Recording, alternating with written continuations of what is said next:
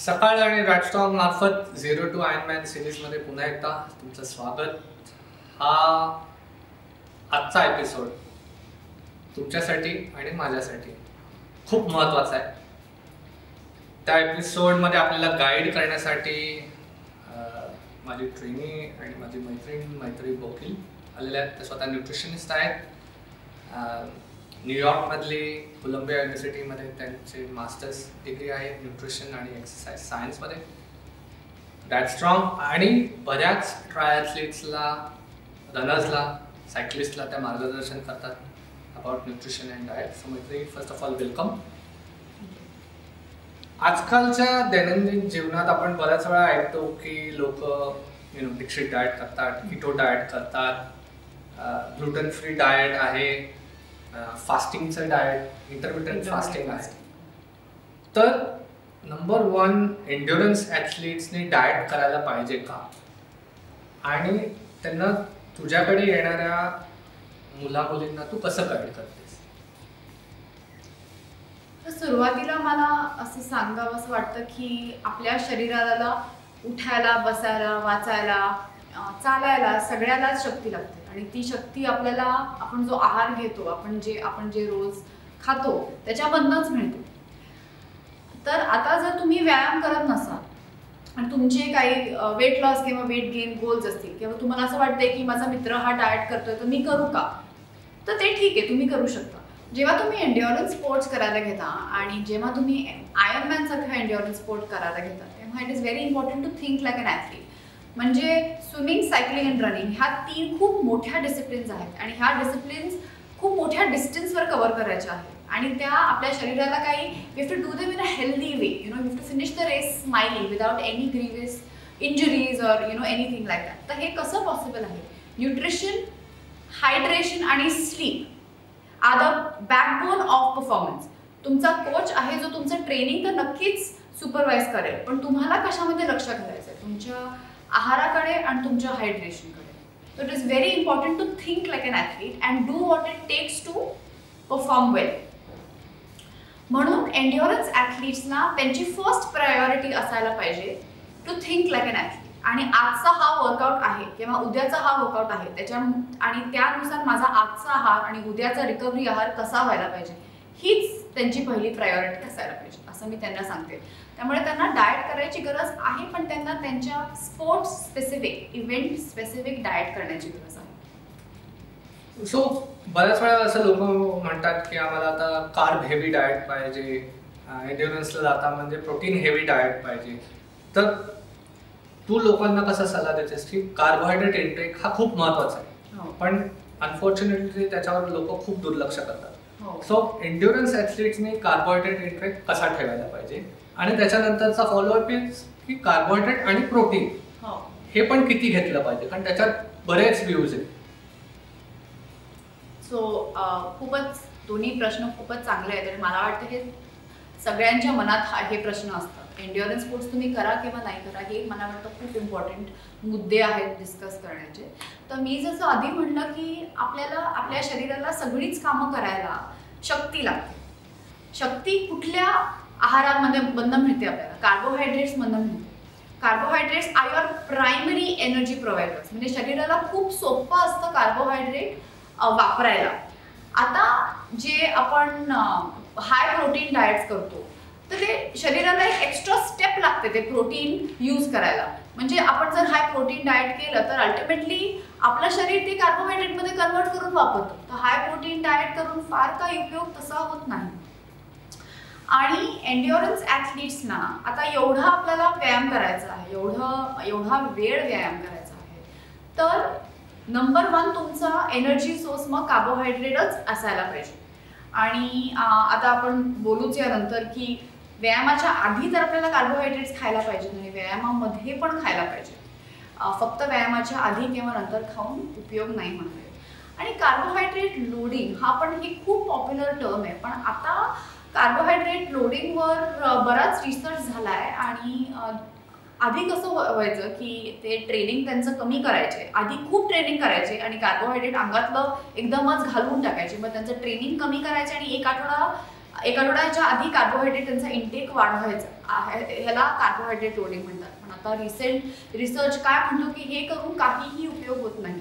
म्हणजे तुम्ही हे करा वर्सेस तुम्ही इव्हेंटच्या 2 दिवस आधी, इव्हेंटच्या आठवड्यामध्ये तर ट्रेनिंग कमीच असतं, इव्हेंटच्या 2 दिवस आधी स्मार्ट कार्बोहायड्रेट लोडिंग करा किंवा स्मार्ट कार्बोहायड्रेट अप्रोच वापरा. कारण आपण नेहमीच कार्बोहायड्रेट वापरतो. तुम्ही एक आठवड्यापासून जास्त कार्बोहायड्रेट खायला लागला तर तुमचं शरीर ते वापरेलच. असं काही नाही आहे की मग तुमच्यामध्ये खूपच कार्बोहायड्रेट स्टोअर होतील. तर तुमचा इव्हेंट जर रविवारी असेल तर तुम्ही शुक्रवारपासून जरा प्रमाणात जास्ती भात, पोळी, फळं ज्याच्यामध्ये कार्बोहायड्रेट्स असतात, जे आपल्या पोटाला इझी असतं डायजेस्ट करायला, त्याचा इंटेक वाढवायला पाहिजे. असं smart carbohydrate loading approach me follow करते ॲथलीटसाठी, मी स्वतःसाठी फॉलो करते आणि मला चांगले अनुभव आलेले आहेत. कौस्तुभचा दुसरा प्रश्न होता की कार्बोहायड्रेट आणि प्रोटीन हे एन्ड्युरन्स ॲथलीट्सनी किती खायला पाहिजे. आता ते खूप प्रत्येक आपला दिवस कसा असतो त्याच्याप्रमाणे स्पेसिफिक असतं ते. आता सपोज आपला उद्याचा वर्कआउट असेल जो फक्त 50 मिनिटाचा असेल, तर ह्या 50 मिनिटाच्या वर्कआउटसाठी कार्बोहायड्रेट लोडिंग करायची अजिबातच गरज नाही. कारण आपल्या प्रत्येक शरीरामध्ये इनफ कार्बोहायड्रेट्स स्टोर्ड आहेत ऑलरेडी की ते आपल्याला 1 तासासाठी पुरतील. म्हणजे तिथे लोडिंग करून काहीच फायदा होत नाही, तोटाच होतो. ओके, तर तेव्हा आपला नेहमीचा आहार करायचा. आणि इथे आता प्रोटीन किती ठेवायचं. फॉर एक्झाम्पल या 50 मिनिटाच्या वर्कआउटसाठी माझा असा सल्ला आहे की ब्रेकफास्ट, लंच आणि डिनरमध्ये palm size portion of protein जायला पाहिजे. आणि जर ते ॲनिमल बेस्ड प्रोटीन असेल म्हणजे अंडी, चिकन, फिश तुम्ही खात असाल तर ते खूपच चांगलं. जर तुम्ही व्हेजिटेरियन असाल तर दही, पनीर, उसळ ह्याचा प्रमाण जर वाढवायला पाहिजे. आपल्याला खूप प्रोटीन लागत नाही, म्हणजे कार्बोहायड्रेट वर प्रोटीन असं लागत नाही. आपल्याला प्रत्येकाला मिनिमम 1 ग्रॅम प्रोटीन पर kg बॉडी वेट. म्हणजे सपोज आता माझं बॉडी वेट 60 kg आहे, तर मला 60 ग्रॅम प्रोटीनची गरज आहे. आणि हे सगळ्यांना आहे. जर तुम्ही खेळत असाल, तुम्ही एन्ड्युरन्स ॲथलीट असाल तर ते 1.2 to 1.5च्या रेंजमध्ये व्हेरी होतं. खूपच रेअरली ना दोस्तों, आपल्याला खूप रेअरली 2 ग्रॅम प्रोटीन ची गरज असते. कारण प्रायमरी आपला एनर्जी प्रोव्हायडर कोण आहे? कार्बोहायड्रेट. तर प्रोटीन आपल्याला एनर्जी म्हणून वापरायचा नाही. तो आपल्याला आपण आजारी नाही पडायला पाहिजे, इम्युन सिस्टम आपली खाली नाही जायला पाहिजे, आपले मसल ग्रोथ चांगली व्हायला पाहिजे, आपल्या मसलमध्ये चांगलं प्रोटीन असायला पाहिजे, म्हणून आपण प्रोटीन खायला पाहिजे. तर first preference is carbohydrate, palm size portion of protein at every meal. हा जर सिम्पल रूल तुम्ही लक्षात ठेवलात तर you will be fine. So प्रोटीनमध्ये आजकाल बरेच लोक वाचतात आणि विचारतात की एक प्रोटीन शेक घेतला तर काही फरक पडेल का. तर 100% वे प्रोटीन शेक ॲथलीट्सने घेतला तर it is a simple source of protein आणि तो तुम्ही वर्कआउटमधनं घरी पोहोचेपर्यंत घेऊ शकता. तर what are your views on whey protein? आता मला असं वाटतं की अगेन इट डिपेंड्स की तुमचा आहार कसा आहे. तुम्ही नॉनव्हेज किती खाताय, कुठल्या मील्सना खाताय, प्रत्येक मीलला थोडंसं नॉनव्हेज जातंय का. जर जात असेल तर वे प्रोटीन घ्यायची गरज नाही आहे. जर नसेल जात, जर तुम्ही म्हणजे मोस्टली तुमची मील्स पोळी भाजी असतील ज्याच्यामध्ये फार प्रोटीन नसतं आणि तुम्ही आता आयर्नमॅनला साइन अप केलं आहे, तर इम्युनिटी कमी होऊ शकते, मसल आपले श्रिवल होऊ शकतात कारण आपण त्यांना त्यांचं फूड देत नाही आहे, म्हणजे त्यांना अडिक्वेट प्रोटीन देत नाही आहे. तर ह्या केसमध्ये प्रोटीन शेक खूप कन्व्हिनियंट ऑप्शन आहे आणि वे प्रोटीन खूप इझिली डायजेस्ट होतं, खूप इझिली अब्झॉर्ब होतं आणि त्याची क्वालिटी खूप चांगली असते. ओके, तर मग तुमचा वर्कआउट, आता परत दुसरा प्रश्न येतो की तो कधी घ्यायचा प्रोटीन शेक. खूप पॉप्युलर नोशन आहे की वर्कआउट झाल्यावर प्रोटीन घ्यायला पाहिजे कारण आपण वर्कआउटमध्ये प्रोटीन बर्न करतो. पण तुला माहिती आहे असतो जर आपण वर्कआउटमध्ये प्रोटीन यूज करत असतो आपण सगळे म्हणजे आपल्याला चालता चालत नसतं, आपण वर्कआउटमध्ये मसल बिल्ड करतो आणि कार्बोहायड्रेट यूज करतो. हा जर पहिली एक गोष्ट लक्षात ठेवली तर म्हणजे खूप तुमच्या शंका कमी होतील. प्रोटीन शेक मला वाटतं दिवसामध्ये तुम्ही कधी पण घेऊ शकता.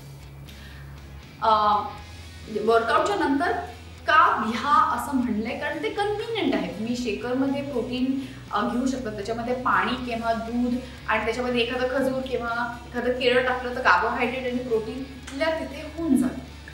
मग हायपोग्लायसेमिया म्हणजे लो ब्लड शुगर वर्कआउट नंतरचे चान्सेस कमी होतात. So excellent. सो आपण वळूया आता रेस डे किंवा लॉंग ट्रेनिंगला लागणाऱ्या न्यूट्रिशनबद्दल, की बेसिकली इलेक्ट्रोलाइट्स, कार्बोहायड्रेट्स आणि सॉल्ट हे ॲथलीट्सनी कसे घ्यावे. तर इलेक्ट्रोलाइट्स हा खूपच महत्त्वाचा मार्ग आहे. बिकॉज आपण जेव्हा व्यायाम करतो तेव्हा आपल्याला घाम येतो आणि प्रत्येकाची स्वेट रेट जे आपण म्हणतो, म्हणजे आपल्याला किती घाम येतो, म्हणजे मला जास्ती घाम येत असेल, कौस्तुभला कमी घाम येत असेल, तर त्याच्यावर पण खूप फोकस करायला पाहिजे. आणि आपण सगळ्यांनीच आपल्या घामाची चव घेतली आणि ती खारट आहे. खारट का असते? कारण आपण आपल्या घामामध्ये मीठ असतं, आपल्या अंगातलं जे सोडियम असतं ते घामामध्ये बाहेर येतं. आणि सोडियम हे खूप इम्पॉर्टंट इलेक्ट्रोलाइट आहे. कारण प्रत्येक मसल कॉन्ट्रॅक्शन, म्हणजे मी आता हे सगळं जे करते त्याला सगळ्याला सोडियम लागतं. म्हणजे तुम्ही विचार करा की 42 किलोमीटर्स पळताना किंवा 180 किलोमीटर सायकल करताना किती मसल कॉन्ट्रॅक्शन्स होत असते, म्हणजे किती सोडियम लागत असते. म्हणजे जर आपण फक्त प्लेन पाणीच प्यायलो आणि ते सोडियम आपण आपल्या शरीरात परत टाकलं नाही तर सहज आपले मसल्स क्रॅम्प होतील, म्हणजे आपल्याला इव्हेंट पूर्ण करता येणार नाही. तर इलेक्ट्रोलाइट्स हे खूपच महत्त्वाचे असतात. इलेक्ट्रोलाइट्स प्रत्येक ॲथलीटनी प्रत्येक वर्कआउटला इलेक्ट्रोलाइट्स घ्यायला पाहिजेत, हा असं मला वाटतं. 50 मिनिटाचा वर्कआउट असेल तरी तुम्ही इलेक्ट्रोलाइट ड्रिंक घ्या. आता जेव्हा तुमचे इव्हेंट 50 मिनिटाच्या वरती असतात, 1.5 तास, 2 तास, 3 तास, तेव्हा फक्त इलेक्ट्रोलाइट घेऊन भागत नाही. कारण सोडियम तर लागतंच आपल्याला, पण मग कार्बोहायड्रेट्स पण कमी कमी होत जातात ना आपल्या अंगातले. तेव्हा आपल्याला स्पोर्ट्स ड्रिंक घ्यायला लागतं. म्हणजे हे बघा, पिणं खाण्यापेक्षा सोपं आहे आणि आपल्याला पाणी तर प्यायला पाहिजे, म्हणजे फ्लुइड इंटेक तर जायला पाहिजे, इलेक्ट्रोलाइट्स तर जायला पाहिजे आणि एनर्जी पण जायला पाहिजे. हे तिघांचं कॉम्बिनेशन म्हणजे स्पोर्ट्स ड्रिंक. तुमच्या आवडीचं स्पोर्ट्स ड्रिंक प्या. त्याच्यामध्ये 30 ते 40 ग्रॅम कार्बोहायड्रेट असू दे. न्यूट्रिशन लेबल तुम्ही वाचा, तिकडे लिहिलेलं असतं एका बाटलीमध्ये किती किंवा एका सर्विंग साईजमध्ये किती. तर तेव्हा इलेक्ट्रोलाइट असलेलं स्पोर्ट्स ड्रिंक प्यायला पाहिजे. आणि आता जर तुम्ही उन्हात एक्सरसाइज केला तेव्हा तुमचा खूपच लांब एक्सरसाइज असेल तर त्या स्पोर्ट्स ड्रिंकमध्ये असलेलं मीठ कमी पडतं आपल्याला, तेव्हा त्याच्यामध्ये तुम्ही मीठ टाका. नाहीतर सॉल्ट टॅबलेट्स येतात, प्रत्येक तासाला 1 सॉल्ट टॅबलेट घ्यायला पाहिजे. आणि आता हे सगळं झालं आणि ह्याच्यावर आपल्याला एक छोटासा स्नॅक म्हणते मी प्रत्येक तासाला खायला पाहिजे. कारण आपल्याला 60 ते 90 gram carbohydrate every hour of training लागतं. To prevent hypoglycemia, to ensure that we have enough energy to get through the exercise, because ultimately brain works on glucose. So तर मग खजूर, लाडू, आपल्याकडे स्पोर्ट्स जेल येतात, एनर्जी बार्स येतात, केळी असतात, तर ते सगळं प्रत्येक तासाला तुम्ही खायला पाहिजे. तर असं रेस डे स्पेसिफिक न्यूट्रिशन घ्यायला पाहिजे. आणि मग त्याच्यानंतर रेस झाल्यावर पण खूपच इम्पॉर्टंट असतं. तेव्हा असं आपल्याला वाटतं की आता माझा इव्हेंट झाला आहे म्हणून मी कधी पण म्हणजे काही पण खाल्लं तर चालेल, पण तसं नसतं. कारण your body has gone through a lot. So for some time after the event तुम्ही easy to digest light foods खावा. डेफिनेटली हाय कार्बोहायड्रेट, म्हणजे something which you like, which is very easy to digest, like a sponge cake और biscuit with protein. इथे protein shake खूपच सोपा पडतो. म्हणजे तिथल्या तिथे प्रोटीन शेक पिऊन टाका, कार्बोहायड्रेट खावा आणि रिलॅक्स करा. त्याच्यानंतर 2-3 तासांनी मग तुम्ही तुमचा चांगल्यापैकी तुम्हाला जे हवं आहे ते लंच करा, डिनर करा किंवा ब्रेकफास्ट करा, डिपेंडिंग ऑन तुमचा वर्कआउट कधी संपतो.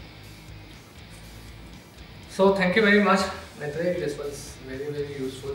I'm sure everyone will benefit a lot. खरंच न्यूट्रिशन मी म्हणलं तसं की स्टील अ इव्हॉल्विंग सायन्स, आणि तुझ्यासारख्या एक्सपर्टकडनं सिम्प्लिफाईड व्हर्जन आम्हाला मिळालं, त्यासाठी धन्यवाद. थँक्यू.